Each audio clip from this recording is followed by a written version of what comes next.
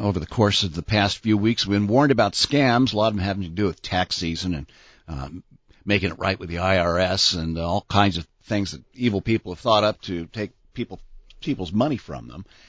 We're fortunate to have the Better Business Bureau of Southern Arizona, and they've been doing some special work. Join us to talk about this morning, Suzanne Miller. Good morning, Suzanne. Good morning. Now, you've got a couple of things going. One is the scam tracker, the BBB scam tracker, and another one called the Risk Index Report. Sort those out for us. So the BBB scam tracker is something that has been up and running for over the last year. And so we've actually been able to pull data from it now, which created the risk index. And it has given us information to really help us warn and educate consumers on what's going on out there.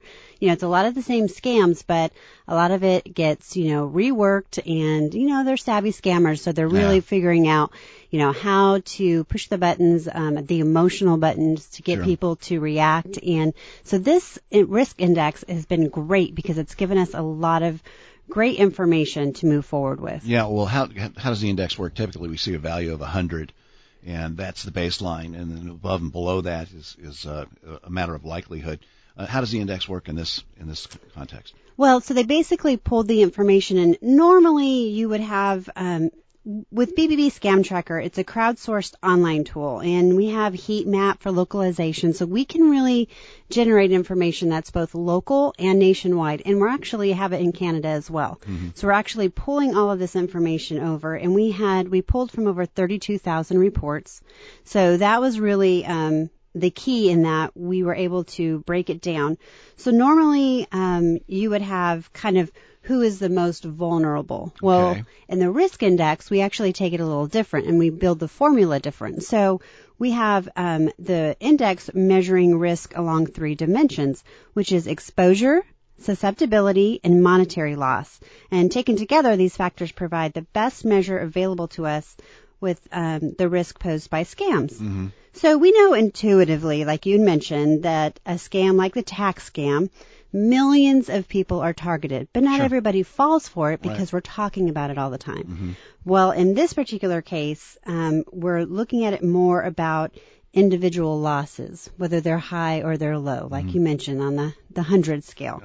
So what we're looking at are, with these 3 elements, what makes each age group more susceptible. So you're really having an effort here to identify those individuals out there that are going to be vulnerable to scams. You're kind of accepting them. There's always going to be a scam out there, and as you pointed out, they're going to be tuning it up all the time. Unfortunately, yes, they're not going away. But this is helpful. How do you apply this then? So we were able to take the sophisticated analysis that goes beyond the volume in looking at the exposure, the susceptibility, and the monetary loss. And we conceptualized a scam risk that basically breaks it down to what are the riskiest scams and how can we use this to help stop scammers and how can law enforcement use this. So all of that is how we broke it down. So we have kind of the general top 5 and then we broke it down into demographics so we know what is hitting who the most. All right, well, give us the top 5 quick as we close. Home improvement scams are number 1, especially with us in monsoon season. Sure. Fake checks and money orders are number 2. Employment scams are number 3. Online purchase scams are number 4. And advance fee loan scams are number 5. But all of this is on our website at tucson.bbb.org. All right. Suzanne Miller joins us this morning from the Better Business Bureau, identifying some top scams and how the new risk index is going to help folks identify folks who are vulnerable to this kind of thing and identify the particular kinds of scams that are going to be coming their way. Suzanne, great work. Thanks. Thank you. Thanks for having us here.